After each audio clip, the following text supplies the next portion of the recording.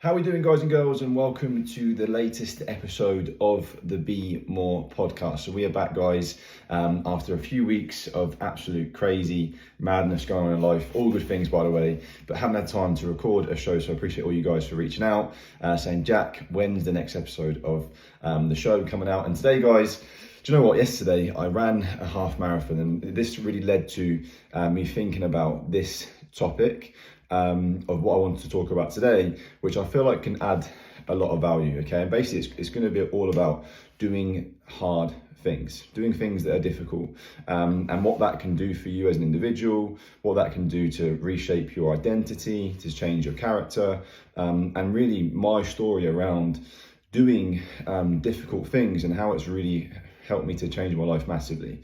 First of all, I'm going to talk to you yesterday about the marathon. So basically, my story with regards to running, guys, I've always been someone, so I grew up playing football, always kept myself quite fit. And then there was a time where I stopped playing football when I was mid-20s. Business was getting really busy. I didn't want to risk getting injured. And then I was just lifting weights. So what I found was I started to lose my fitness levels. So I was in the gym literally 5-6 days a week, but I wasn't actually that fit. I was just getting quite strong, good in the gym, but if I had to run, I wouldn't be that great. So I started working more towards like a hybrid training program, which has become really popular now. There's lots of people doing running, mixed modalities with training, lifting weights, etc. But for me, I started doing this quite a while ago and loved it. So I really got into it. So I'd normally lift weights in the morning and run in the afternoon, and done a mixture of doing it each way, and then started to feel really good and started to get some good results, and enjoyed it as well. More importantly, I enjoyed it. So basically what then happened was I then put myself in for a marathon with a friend of mine in 2019, but didn't really understand the level of work that needed to go in to train for this marathon, nowhere near at all. So I was doing a lot of 5Ks, a lot of 10Ks, I think I did one half marathon, which was pretty tough. But other than that, I didn't really put nowhere near enough miles in my legs. So when it actually come to doing, or think about pacing at all either, so when it actually came to the marathon, I literally was on the start line, with no idea what type of pace to run at, but I'm very competitive, so this was a recipe for disaster, and I had no real fuel for the actual race. I didn't have any gels with me. I was trying to meet Robin at different points in the race for her to give me some whatever she could with regards to, I had some CR7 drive or whatever throughout the race, but nowhere near was it like a strategy or a plan for me to be able to execute against. It was just a case of I was like such a beginner, such a novice. So basically the marathon really broke me. So I went out way too fast. The Portsmouth Marathon, for those who don't know it, you basically run from where I live, pretty much in Southsea, all the way to Hayling, and then you run back. And I ran to Hayling pretty quick, did a half marathon really quick, because I was trying to keep up with my mate who's 15 kilos lighter than me, and a bit fitter than me, and also trying to keep up with everyone else, because I was like, this is a race, this is fun. But then realised that when I got halfway and I met Robin at the halfway point and was trying to get some fuel in me, I was like, my legs are done. And I had another 21 kilometres to go. Well, another like 10, 13 miles to go. And I was like, this is going to be tough.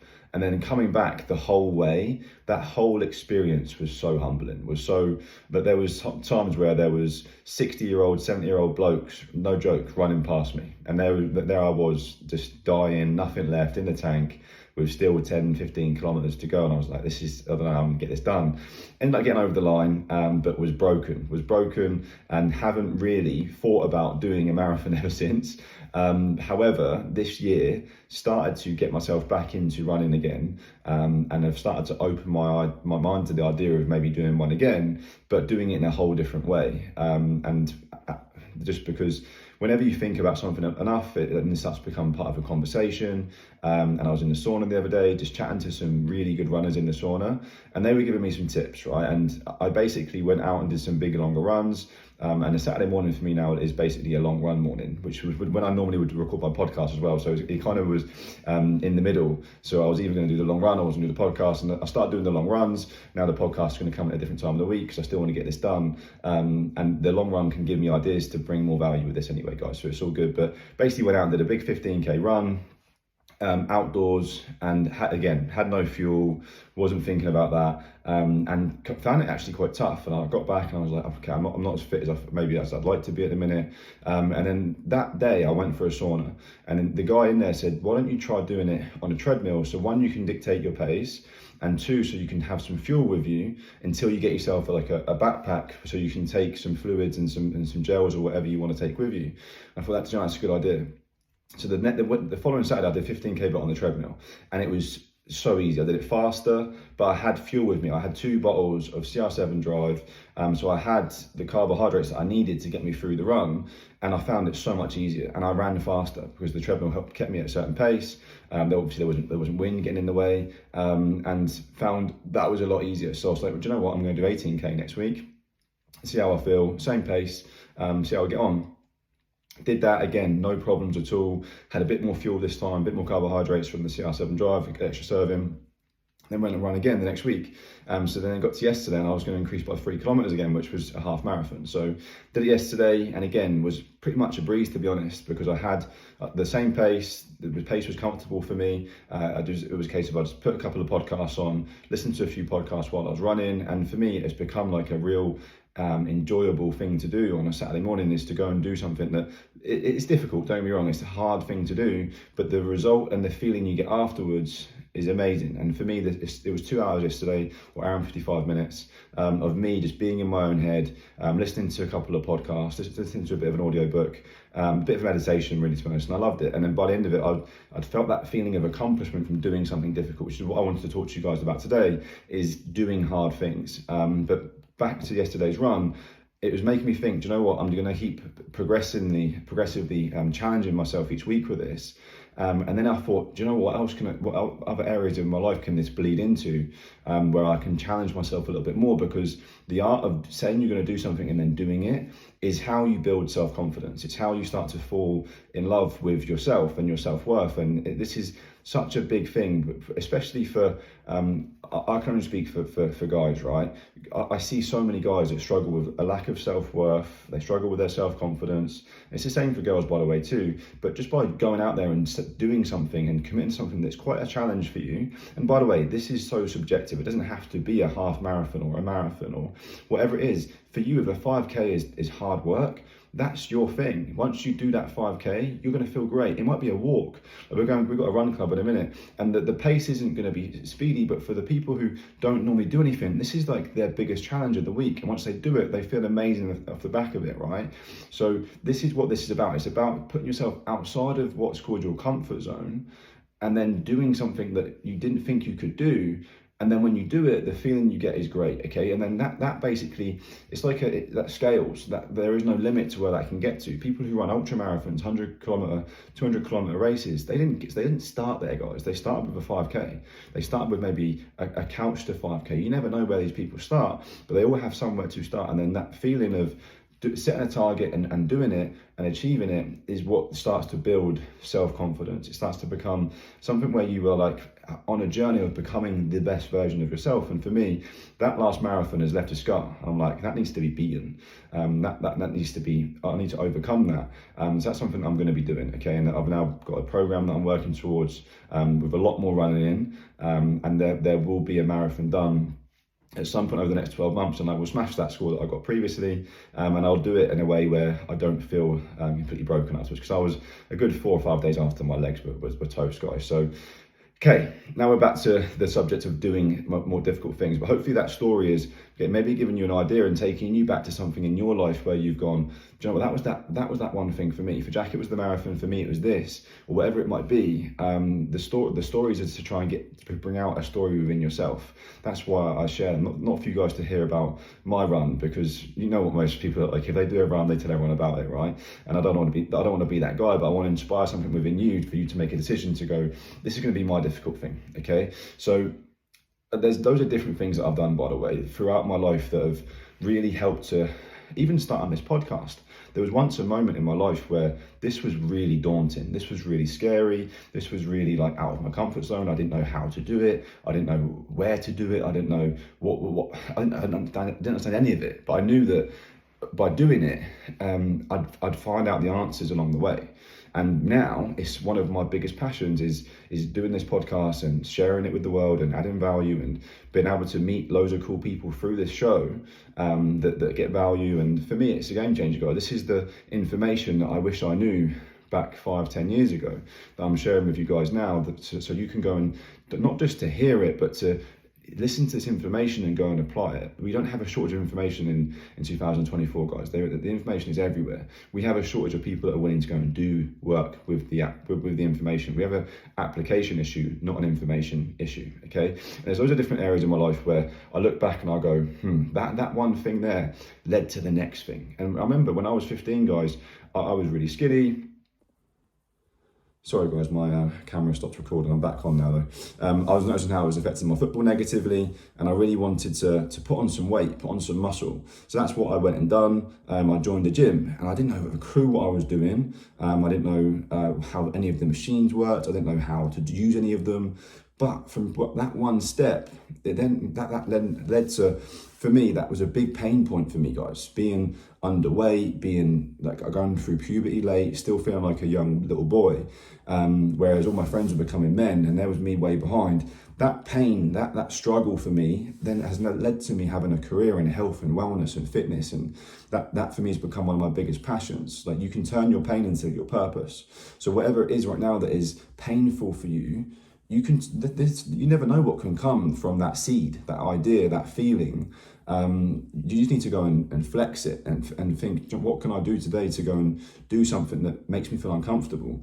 So when I was 15, I started an exercise. That then led to things like when I went traveling solo. Like, these little things, guys, there was once a point in my life where I would never imagine myself doing that, right? But doing it, it was the most amazing feeling. It was the feeling of just that freedom of doing something for myself and having the confidence to go and do it and get on a flight to Australia all by myself, having spent my whole life having people tell me that I can't do things like that. I can't, or you're no good at that, or whatever. You can't, you're not independent. You need someone there to look after you or whatever.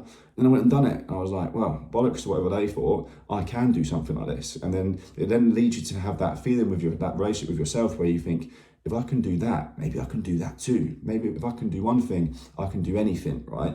And this is what you want to start to generate, is these little votes of self-confidence within yourself to increase your self-worth, how you feel about yourself, how you love yourself, because the reality is no one is going to love you until you love yourself, okay? So you need to really love yourself first for others to be able to love you too, okay? It sounds selfish, but it's the facts. If you're struggling for people to love you right now, it's because you probably don't love yourself. It's all a mirror. It's the world is a big mirror.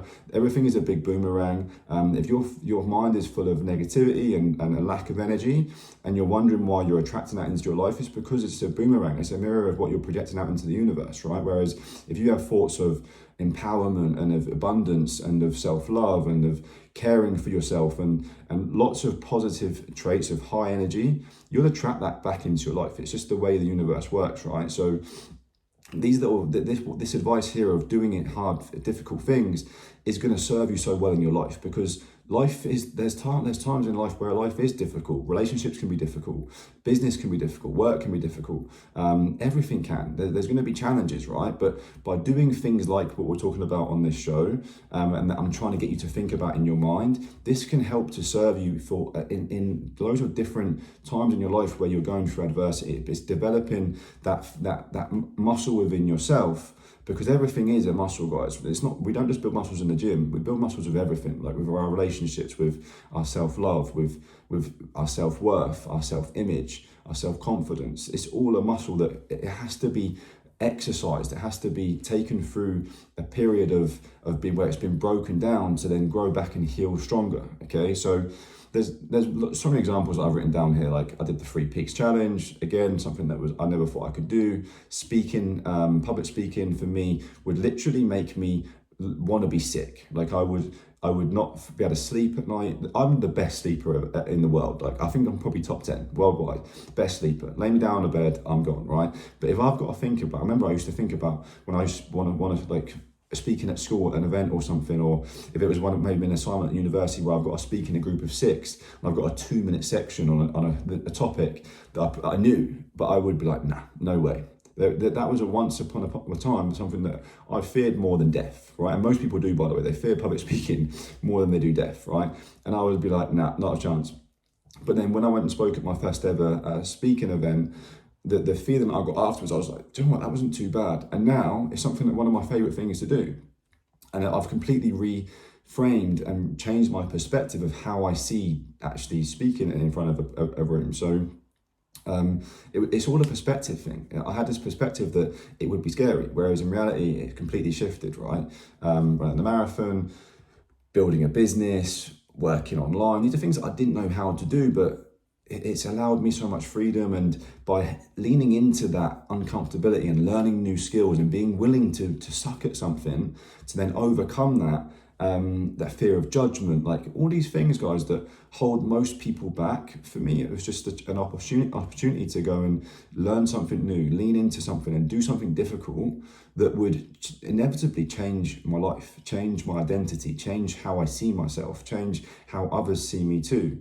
And this is, if you consistently do difficult things, guys, this is how you really start to reshape your identity and your relationship. And the words that you say to yourself it's so important, guys. The relationship that you have with yourself is way more important than any relationship you're going to have with anybody else, because you're going to be with you until the end, right? And it's important that you have a good relationship with yourself, that when you see yourself in the mirror, you're saying positive things and you're speaking from a positive place, from a place of love. And you can only do that when you're really living in alignment with the person that you want to be, and having clarity around that.